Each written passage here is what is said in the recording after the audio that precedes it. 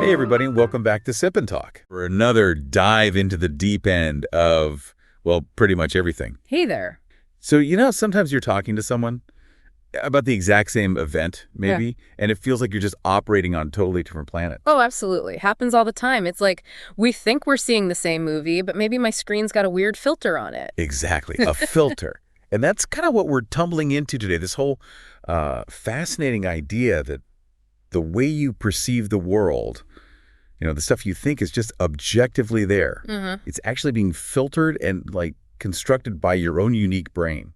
And it really got us thinking. Yeah, it framed it really well. Basically, our brains aren't just passively receiving reality. They're actively building a model of what's likely out there. Like tiny architects inside our heads. Sort of. Constantly sketching blueprints based on, past experiences, sensory input, everything it's learned. What we perceive isn't raw data. It's the brain's interpretation of its own model. Okay, hang on. So let's take something simple. We're both looking at this coffee mug right here. It's blue. Right. Seems pretty straightforward. On a basic level, yeah, we probably agree it's a blue mug. Our models overlap significantly there. But think about all the signals hitting your eyes, the light, the exact shade, the reflections. Okay. Your brain has to process all that instantly. And how it processes might depend on tiny differences in our eyes, or even our past experiences with the color blue, or mugs. Right, like maybe my blue isn't exactly your blue. It could be subtly different. And sometimes it's not subtle at all. Remember that crazy sweater thing online? Oh my gosh, the dress. Don't even get me started. Was it blue and black or white and gold? People lost their minds. I swear friendships were tested. Seriously. And what was so wild, as that Zen article mentioned, was that it wasn't just people disagreeing on taste. Research suggested it might be linked to how much time people spent in natural versus artificial light. No way. Yeah. So their brains were actually processing the colors differently based on their light exposure. That was the theory, yeah. It suggests that their actual visual experience could have been different. Not just their opinion, but what they were genuinely seeing. Whoa. Okay, that takes it to another level. It's not just, I liked the movie, you didn't. It's, we literally saw different colors on the same dress. Exactly. And the Zen article brings up even more profound examples. Think about other species. A dog sees the world primarily through smell.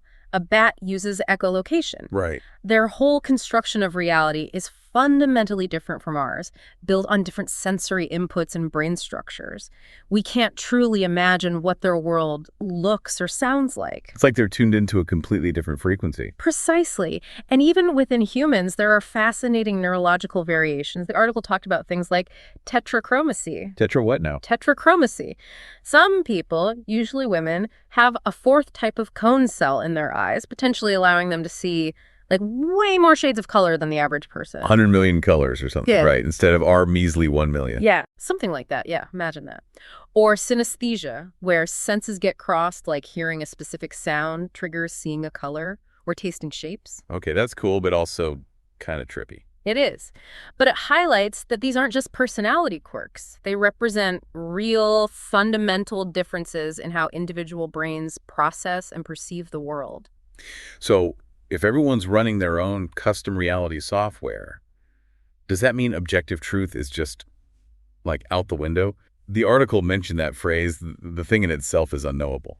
Sounds pretty heavy. It's a big philosophical idea, yeah, drawing from Kant, but it's central here. We never get direct, unfiltered access to reality as it is. Everything we experience is mediated, interpreted, constructed by our brain. Always through our own personal filter. Always. Our brains are constantly making predictions, filling in the blanks based on past patterns, expectations, what makes sense to us. Okay. So maybe that explains some everyday things, like why I genuinely believe pineapple on pizza is a crime against humanity. Uh-oh.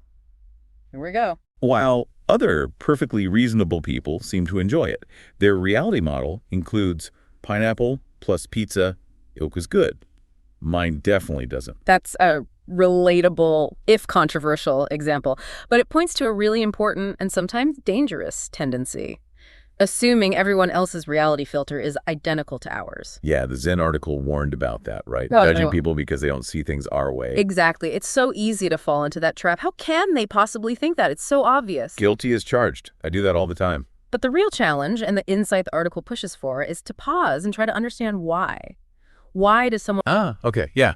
Like those examples we talked about, focusing on China. There was that whole point about foreign companies operating in China. Right. The historical context where some foreign companies felt or were perceived to feel pressure regarding technology transfer, sharing proprietary tech. Okay, yeah. So how does that play into perception? Well, take the TSMC situation, the big Taiwanese semiconductor company building factories in the U.S. Right, we touched on this before. Huge deal. From certain perspectives within China, influenced perhaps by that history of tech transfer concerns or a broader geopolitical narrative, the interpretation can be that Taiwan is essentially giving away or selling this vital national asset to the U.S. They even coined that term USMC, right? Like American-owned. Exactly, playing on TSMC. So from that viewpoint, it looks like a loss for Taiwan, a gain for a competitor, maybe even a betrayal. Okay, that's one lens. But if you look through a different lens, considering maybe TSMC's perspective or the perspective of those worried about supply chain security or protecting intellectual property, the move to the U.S., especially with things like the CHPS Act offering incentives, looks like a strategic business decision. Diversification. Risk management. Protecting their crown jewels. Totally different story depending on where you stand and what background info shapes your view. Completely. The why looks vastly different. Another example linked to China was the prevalence of counterfeiting. Ah, the fake goods issue. Yeah. The idea explored in some of the material was that if your environment frequently includes counterfeit items, things that aren't what they seem, right, it might cultivate a general underlying assumption, or at least a default skepticism. You might be more inclined to think that things aren't genuine, or that there's a hidden motive, maybe a financial one, behind actions that appear straightforward. That's really interesting. So if you're used to seeing knockoffs everywhere, you might automatically question authenticity more often. Like, see a charity drive and immediately wonder who's really profiting. It could contribute to that kind of worldview, yeah. A tendency to look for the catch or the hidden angle because experience has taught you that things often aren't quite as they appear on the surface.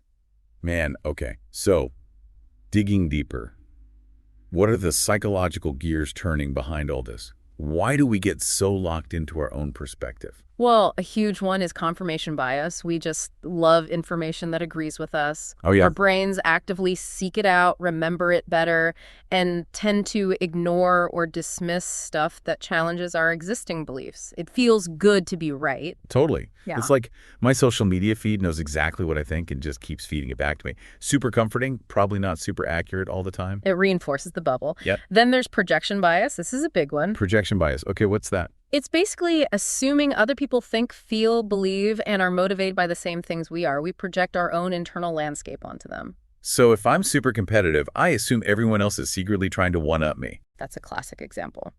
Or if you're generally trusting, you might be blindsided when someone acts deceitfully because you projected your own trustworthiness onto them.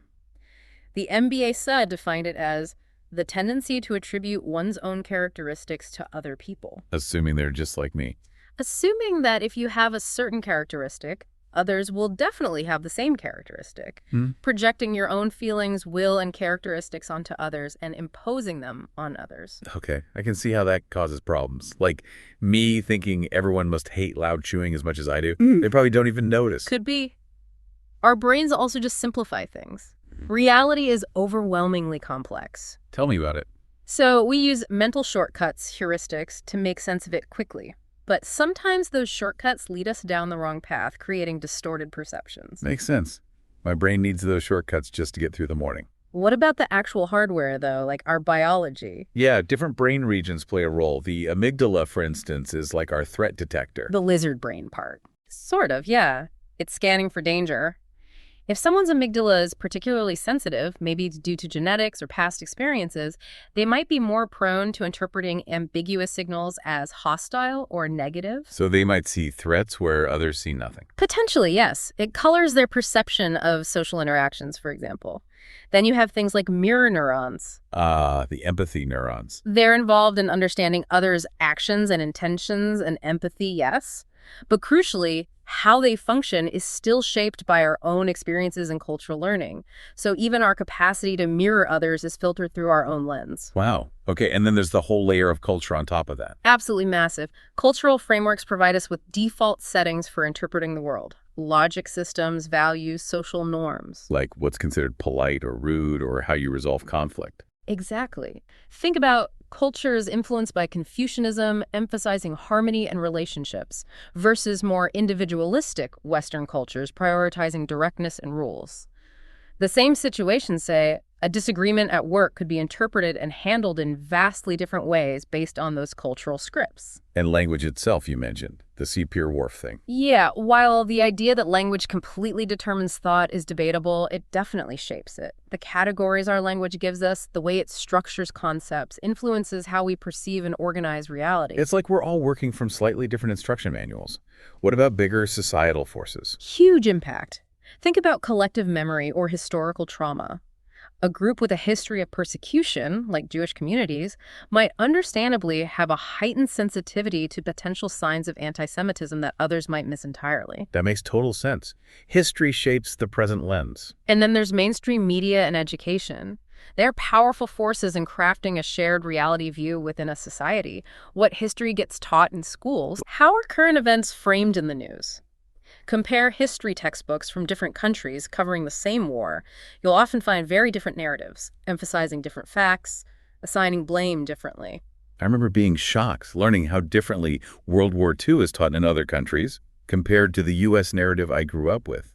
Totally different emphasis. It highlights how reality is constructed, and of course, our own personal life experiences are fundamental. The stuff that happens just to you. Right. Growing up in a loving home versus a neglectful one. Experiencing success versus constant struggle, living in a place with endemic corruption versus one with strong rule of law. All these things deeply shape your expectations and interpretations of how the world works and how people behave. And who you hang out with, right? Social circles. Definitely. Especially now with social media algorithms, they can easily trap us in echo chambers, constantly feeding us content that confirms our biases and shielding us from differing views. Our social reality reinforces our cognitive reality. We build these little forts of belief, and it's hard to see over the walls. Which loops us back nicely to that Youytube, the projection effect, that tendency to paint others with our own brush. Okay, give me some more concrete examples of that effect in action. Sure. The NBA Suo had some good ones. Like someone who just loves eating celery might genuinely assume everyone else must enjoy it too and be baffled when they don't. My uncle with his pickled herring. He cannot comprehend our disgust. Exactly. Or there was that experiment by Ross where students were asked to walk around campus wearing a sandwich board sign. Then they had to estimate how many other students would agree to do it. And what happened? Those who agreed to wear the sign estimated that most other students would also agree. Those who refused estimated that most others would refuse too. They projected their own willingness or unwillingness onto the general student body. Wow. We assume we're the norm. Pretty much. There's that classic saying, judging a noble person's heart by one's own petty standards, projecting your own cynicism or negativity. Or the example of book editors choosing topics based on their own current interests, like, I'm writing my thesis now, so readers must want books on academic writing, or my kid's in preschool, let's commission parenting books. They project their own needs onto the market. Yes, and that SoundOn post story you mentioned earlier is perfect. The poet saw the monk as dung, the monk saw the poet as a Buddha. SoundOn post's sister nails it. What you see in others reflects what's in your own heart. What you project is what you perceive. Precisely, and projection happens more often when we think someone is similar to us, or sometimes as a defense mechanism, projecting our own flaws onto others so we don't have to face them ourselves, like the pot calling the kettle black, or Odisi laughing at someone retreating 100 steps when you only retreated 50. You're still retreating. Attributing your own undesirable traits to someone else. Yeah, sometimes even developing hostile projections, seeing aggression where none exists because of your own internal state. So tying this projection back to the TSMC thing or the counterfeiting. Okay, so with TSMC, if someone operates from a place of deep distrust towards, say, U.S. geopolitical motives, they might project that distrust onto the situation. They might assume TSMC must be acting under duress or for hidden reasons aligned with that distrust rather than purely business logic. Their own internal framework is projected onto the external event. Got it. And with counterfeiting, if your lived experience involves frequently navigating things that aren't genuine, you might project that expectation of fakeness or hidden financial motives onto other situations, even international business deals or altruistic heuristic actions. You assume the underlying mechanism you're familiar with, deception, profit motive, must be at play elsewhere too. Because that's the pattern your brain has learned to recognize and expect. Exactly. It all comes back to our brains building these personalized models, these constructed realities. And those realities are just so incredibly subjective, built brick by brick from our biology, our psychology, our culture, our personal history, everything. It's a complex tapestry for each of us. So I guess the big takeaway, the thing we should all maybe try to remember, is just that. Recognize the subjectivity. Recognize that the person across from you, the person you disagree with online, they aren't necessarily stupid or malicious. Right. They might literally be perceiving a different reality based on their own unique construction kit. And acknowledging that is the absolute first step towards any kind of real understanding or communication. It doesn't mean you have to agree, but it opens the door to empathy and maybe finding common ground. Yeah, step back from your own certainties for a second. Just wonder, how might they be seeing this? Especially important across cultures, right? Crucial. It forces you to examine your own assumptions, the filters you might not even know you have. This has been, definitely got my brain buzzing. Really eye-opening. Hey, speaking of eye-opening and fun stuff, quick shout-out. Our old friend Micky. Everyone should check out his YouTube channel. It's called Mickytolife. Always posting really engaging, fun content. Worth a look. Absolutely. Micky's great. Definitely check him out. So as we wrap up, maybe here's something for you, the listener, to chew on for your own deep dive. As you go through your day living in your reality, how much of what you take as absolute objective fact is actually your brain's best interpretation, colored by your unique lens? And just imagine, what could you learn, what could shift if you could truly, even for a moment, see the world through someone else's eyes? A powerful thought to end on. Definitely something to think about. Thanks for joining us, everyone.